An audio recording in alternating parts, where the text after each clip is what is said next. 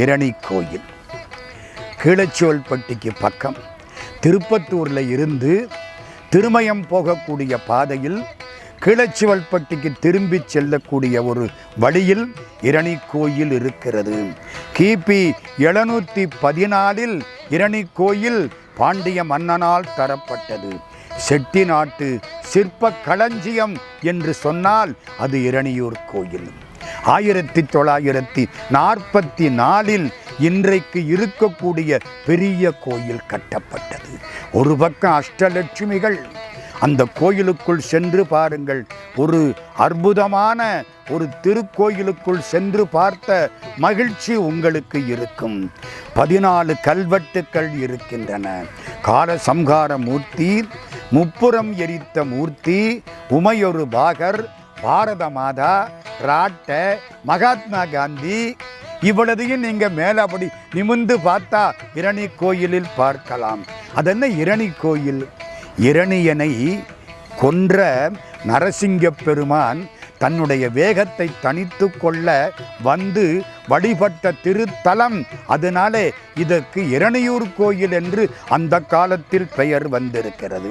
இந்த இரணி கோயிலில் கருவறையில் ஒரு சுரங்கம் இருக்கு. நிலவரை உள்ளே இறங்கி போய் பார்க்கலாம். இதெல்லாம் ரொம்ப ஆச்சரியங்கள். நிலவரை இருக்கிறது. அஷ்டதிக்கு பாலகர் இந்திரன், அக்னி, யமன், நிருதி, வருணன், வாயு, குபேரன், ஈசானன் 8 பேருக்கு சிலை அற்புதமாக கோபுரத்தில் இருக்கிறது. நரசிங்கம் இரணியனை வதைக்கக்கூடிய சிற்பங்கள் மிக அற்புதமாக இருக்கின்றன இரணி கோயிலில்.